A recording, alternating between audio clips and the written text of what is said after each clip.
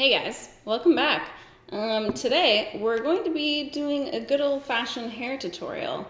Hair toots, they really bring me back to like the old school days of YouTube. I'm gonna preface this with saying, like I do in every video where I do my hair, I'm not like a hairdresser, okay? I do what I can, I do my best, and that's it. I take more of the like, you can do anything if you just believe approach. Anyways, that said, today's video is sponsored by Playa. If you guys haven't heard me talk about Playa before, I don't know what to tell you. Obviously I haven't been here that long. If you guys haven't heard of Playa, they are all clean and natural, and they are dedicated to being a sustainable brand. On the shampoo and conditioner, we have 100% post-consumer recycled material. That's what it's made out of. I first started using Playa in 2018. I remember it very specifically. I was going on a like month-long trip, and I picked up, they had like a little set of like travel essentials. It was like a shampoo, a conditioner, the ritual hair oil, and I think the other thing was the summer spray, the endless summer spray, and that's how they got me, and I've been repurchasing their products ever since. So I'm gonna walk you guys through my kind of like hair care and hair styling routine. I've been doing my hair more than ever since I got pregnant. I posted this on Instagram when I got my hair touched up by my hairdresser Carl, who's also perfect and beautiful. But ever since I got pregnant, I just feel like my hair is like the one thing that makes me feel like really pretty and really like nice and put together, because my skin's really taken a hit. My body's obviously a very different shape than it once was, and it's kind of uncomfortable, but I feel like my hair is like the one thing that just makes me feel really good. And apparently it's all gonna fall out after I have this baby, so I don't know. It sounds like motherhood is a sham to me, but happy for you guys to weigh in on the comments about that. Anyway, let's jump into it. For my shampoo, I use the Playa Everyday Shampoo. The smell of this, that's what really drew me in at first. That's what really kind of like solidified things for me. I can't even describe the perfection, and yet they can. So I'll tell you what they describe the scent as. An intoxicating scent that's a sophisticated take on beachy with notes of black coconut, orange blossom, fresh sandalwood, and Pacific musk. I'll tell you what I think it smells like. This one hotel in Vegas. More specifically, actually, it's like the mall that's connected to the one hotel in Vegas. It's the, oh man, I wish I could travel so badly. It's the Shops at Crystals. It's connected to the Aria Hotel in Vegas, okay? And like that mall is all like the luxury designer things, and the smell in there is just impeccable. It's like the most like luxurious, like Pretty Woman moment. It's just perfect, and I don't know why, that's what the smell of that shampoo reminds me of so much, and every single time I'm transported back to Vegas. Carefree, baby. Spending money I don't have.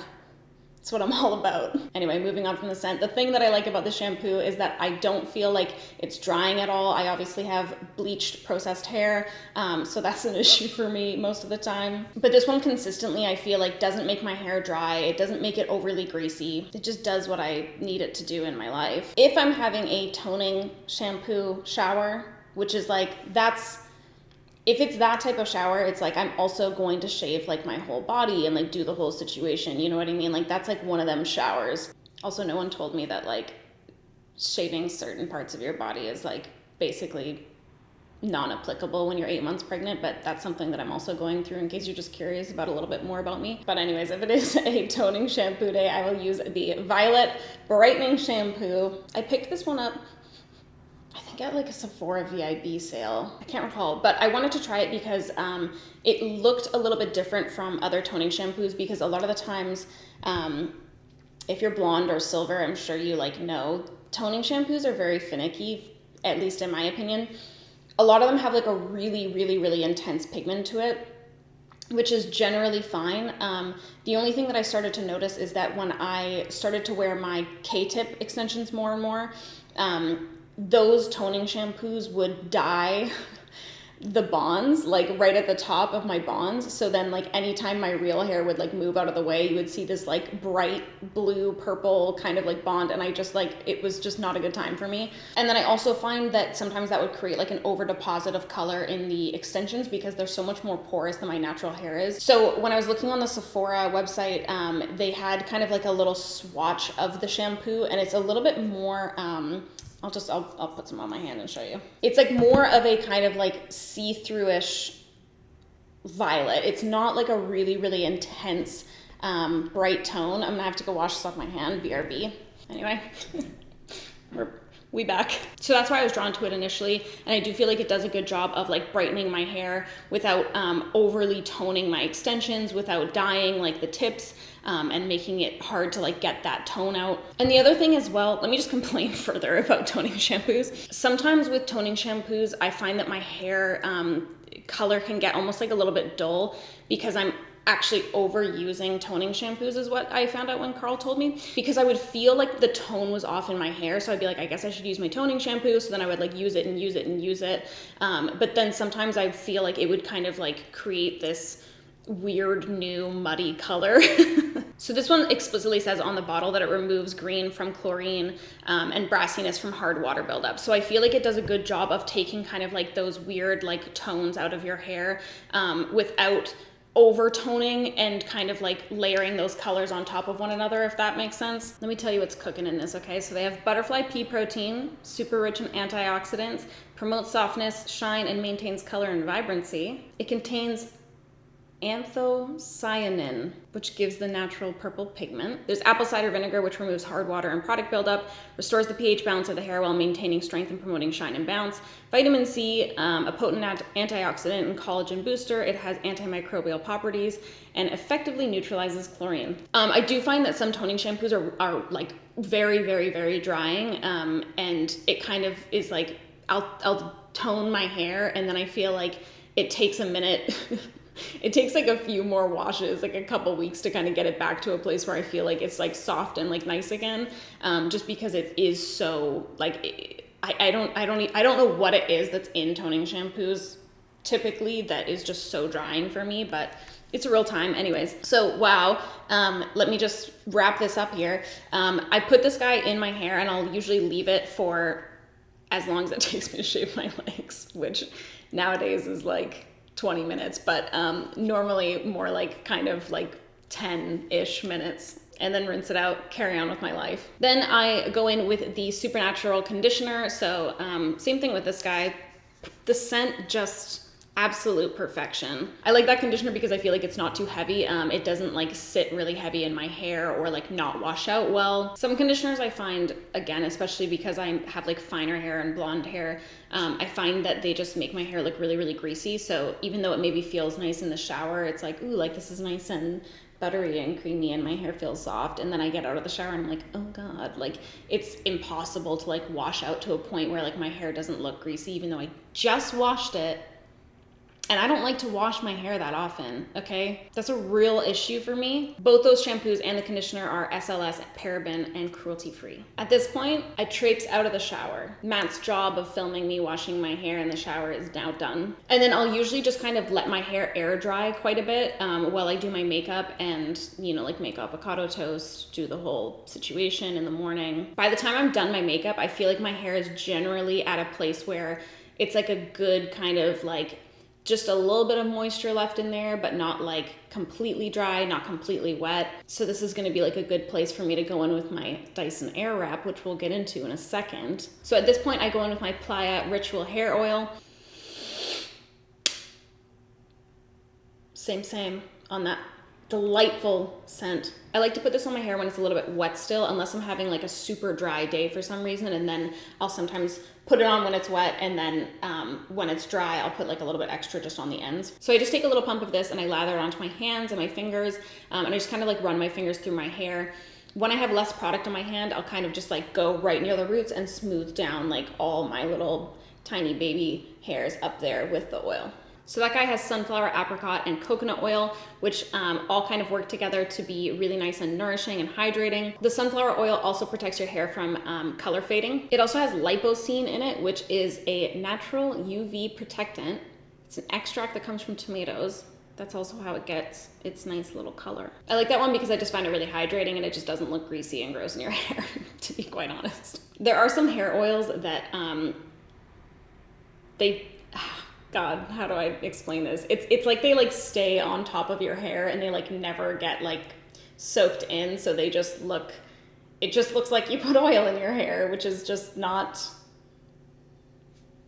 it's not what I'm going for personally.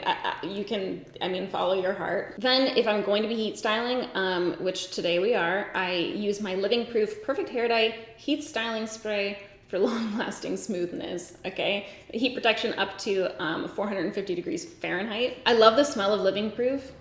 There's something about this spray in particular that like, I have to like take a deep breath in and then breathe out while I'm spraying it. And I usually do it like in the confines of my shower and then like walk away from it because I don't know why, like breathing this in makes me die. Like it's just such a weird, it's only this product. Like I don't have that issue with their hairspray or anything like that. It's only this product for some reason. I don't know what it is. Anyway, I do really like that heat styling spray. I feel like it works really well. And I also feel like it helps kind of like keep my hair like styled longer.